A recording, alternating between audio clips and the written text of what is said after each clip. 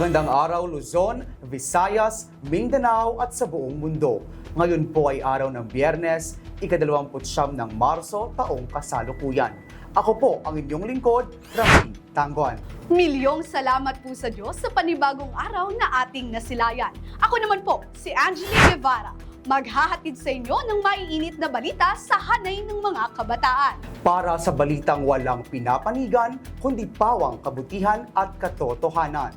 Ito ang Youth Check! Narito ang mga headlines. Mga kabataan mula sa Negros Island Division, masayang nakiisa at nakilahok sa MCGI International Youth Convention. Tungkulin fair, katuwang sa pagpapalakas ng pananampalataya ng mga kabataan sa loob ng iglesia. Una sa ating balita. Mga kabataan mula sa Negros Island Division, masayang nakiisa at nakilahok sa MCGI International Youth Convention. Para sa kabuuang ulat, narito si Jella Bandojo. Magkahalong saya at excitement ang dama ngayon ng mga kabataan mula sa Negros Island Division. Bagaman wala sa Apalit, Pampanga, ay ramdam hanggang dito ang kasiyahan ng MCGI International Youth Convention Bible Fest Edition. Isang espesyal na pagtitipon na naglalayong palakasin ang pananampalatayang Kristiyano ng mga kabataan. Kahit na hindi kami personally na nakapunta sa Apalit, ay ramdam pa rin namin ang galak at pag-ibig ng Diyos sa kapatiran.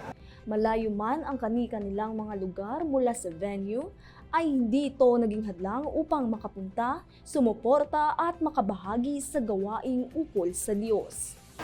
Dahil po dito, masaya ang kalooban ng lahat ng kabataan na makapunta sa gawain ito at nakilahok sa lahat ng mga kategorya sa ating grand final. Sa lahat po ng mga kabataan na nanonood po ngayon at sumusubaybay sa ating grand finals, sana po panatilihin po natin ang pananampalataya at 7 essentials at tulong po tayo sa gawain, magpakalakas po tayo at magpakasigla sa lahat po natin ginagawa dito po sa iglesia. Patuloy na nagkakaisa ang mga kabataang ginugugol ang buhay at lakas sa paglilingkod at pagbibigay lugod sa Diyos bilang mga sangkap na naturuan ng aral. Yan ang balitang hatid mula rito sa Negros Island Division. Ako, si Jella Bandojo, nag-uulat. At bilang panghikayat at pampalakas ng pananampalataya ng mga kabataan sa loob ng iglesia, nagsagawa ng tungkulin fair sa MCGI Chapel, Apalit, Pampanga, kaalinsabay ng pagdiriwang ng MCGI International Youth Convention. Para sa karagdagang impormasyon, narito si Maria Nicole Escudero. Tungkulin fair, tumulong sa pagpapalakas ng pananampalataya ng kabataan sa loob ng iglesia.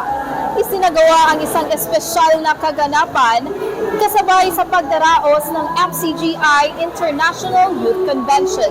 Kaalinsabay ng pagdiriwang ng MCGI International Youth Convention, binigyan daan din ang pagsasagawa ng tungkulin fair para sa mga kabataan. Layunin na nasabing activity na patibayin ang pananampalataya ng mga kabataan sa loob ng iglesia sa pamamagitan ng pagkuha ng tungkulin. Isang pagkakataon sa mga kabataan na masuri at pumili ng iba't ibang tungkulin na kanilang maaaring pasukan upang makapaglilingkod ng lubos.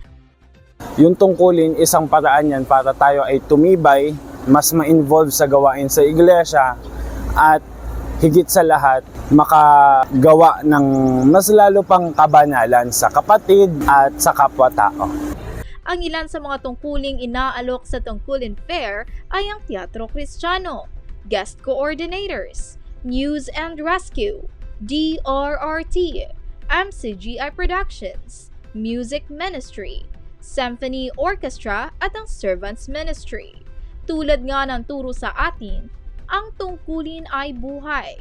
Hindi lamang pinapalakas ang pananampalataya, kundi isang pagkakataong makapaglingkod ng may buong dedikasyon at pagmamahal sa mga kapatid at sa buong may kapal. Mula rito sa Apalit, Pampanga, Nicole Escudero, nag-uulat. At yan po ang kabuuan ng mga mainit na balita na aming nakalap ngayong araw. sa ngalan po ng aming mga KNP at TP, District Servant, Zone Servant at kapwa kabataan sa Visayas Region, ako po si Angeline Guevara. Ako naman po ang inyong lingkod, Ramil Tangguan. At dito sa Youth Check, pananampalataya Pag-asa at pag-ibig ang dapat mamalagi sa ating puso. Salamat po sa Diyos at ingatan nawa tayong lahat.